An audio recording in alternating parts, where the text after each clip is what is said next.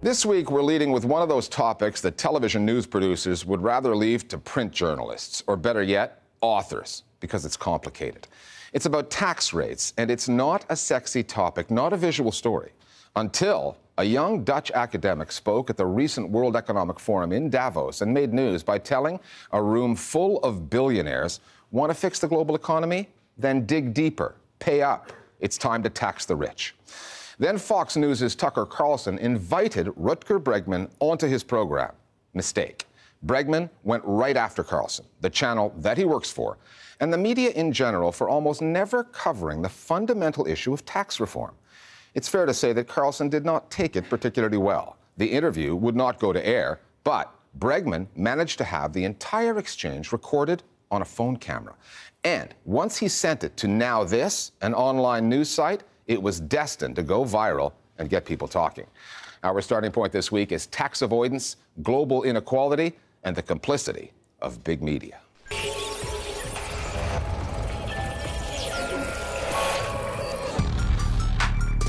The format is what's known as a double-ender, or a DTL, a down-the-line interview, which means the host is in one place, Tucker Carlson, at Fox News' headquarters in New York, the guest in another, Rutger Bregman, in a studio in Amsterdam.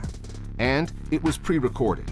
It wasn't live. Rutger Bregman is the author of Utopia for Realists, and he joins us now.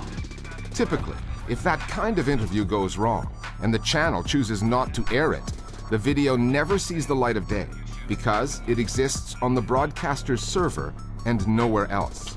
I mean, you're probably not going to air this. But this one went viral, obtained and released by the online site Now This. Because in addition to showing up with an agenda, Bregman had a plan. He brought along a friend to record the video from the Amsterdam end on his phone and to capture the audio from both ends. It is a bit hypocritical, isn't it?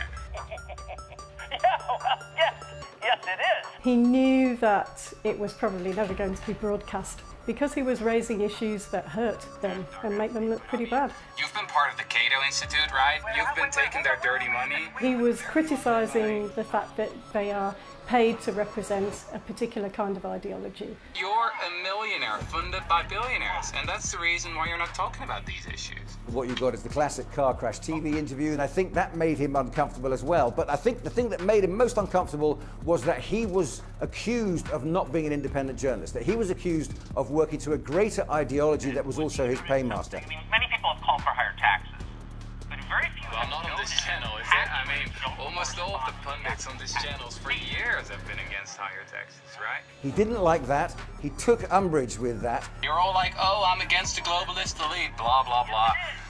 It's not very convincing, to be honest. Why don't you go yourself, you tiny brain, and I hope this gets picked up. Even 20 years ago, this would have been unthinkable.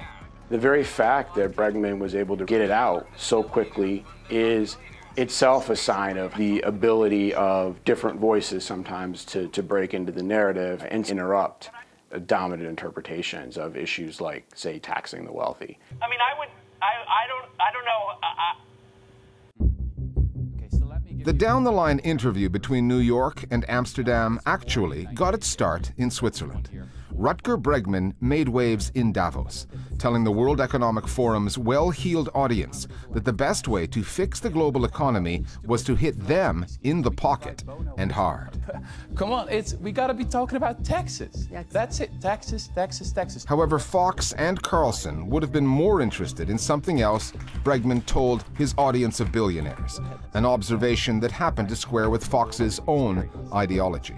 I mean, 1,500 private jets have flown in here to hear Sir David Attenborough speak about, how we're wrecking the planet.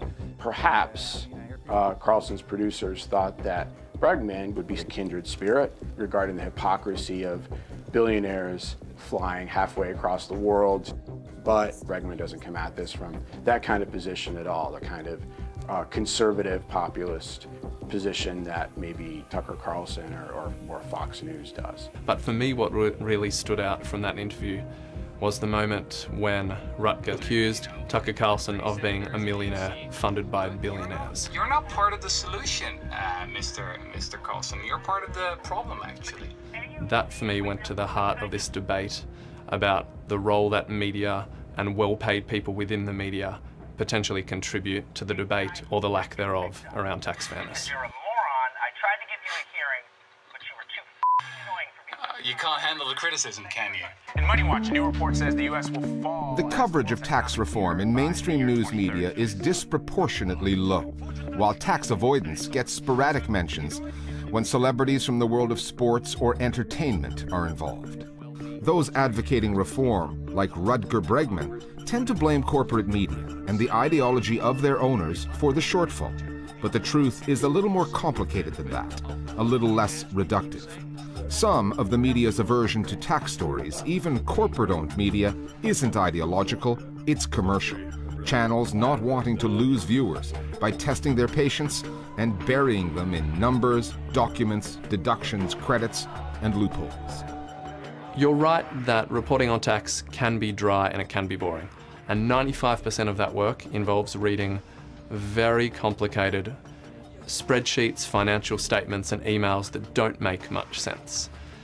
I do think that television has gotten much better, and there have been great examples at reporting on things like the Panama Papers and the Paradise Papers. If reporting on tax and financial crimes has taught me anything, it's that patience is a virtue. I think by and large economic stories run pretty well on television. We have news walls, we have discussion programs. Remember that if you're talking about taxation, you're also talking about inequality, you're talking about poverty, you're talking about real people's lives. All that can be represented on television. I think what's happening at the moment is outlier ideas like radical taxation across the board. Taxing labor income less. Yep. And taxing large accumulated wealth a bit more. These were outlier ideas only a couple of years ago, but they're starting to take root now. And perhaps the media is having to rethink where it allocates space and time to those kind of discussions. Commercial considerations are not the only thing the tax reform story is up against. Corporate ideology preaches that low tax rates are a good thing, that if billionaires are spared taxes proportionate to their income, society will somehow benefit. That's debatable. But what does trickle down is the trope that starts on the executive floor and winds its way below to the newsroom, where it becomes a journalistic truism, whether it is true or false. For example, if a government cuts taxes, it will lead to increased economic growth. There is no evidence for that, and yet it's repeated as though it's true. It's not challenged. The cut is a great thing because businesses, small and large, will owe less to the federal robber barons and be able to do as they see fit with their newfound hard-earned cash. The problem with the media really is that there has been an ideological capture, and there is a kind of narrative that has become dominant.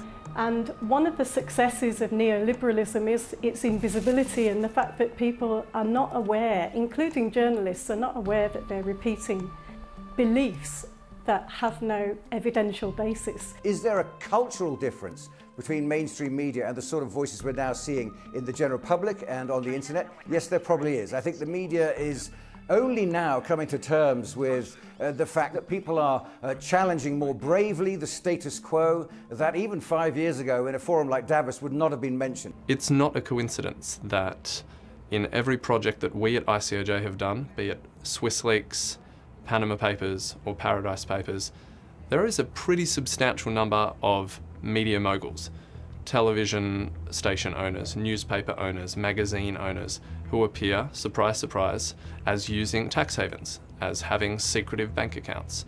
So the question is significant. Is there a way in which that economic pressure leads perhaps to the distortion of media coverage? The better question may be, is there any way it doesn't? This is my first time at Davos. Rutger Bregman has recently made waves at two institutions, one a gathering of the rich and powerful, the other a news network. I went to Davos to speak truth to power, and I'm doing exactly the same thing right now. But you're a millionaire funded by billionaires, and that's the reason why you're not talking about these issues. Bregman made news by stating the obvious, that the rich should pay their fair share. Because sometimes it's not what you say that matters, it's where you say it. But the last word on this goes to the millionaire Fox News anchor who went viral. 15 million views and counting. and I hope this gets picked up. I hope this gets picked up. He didn't really mean that.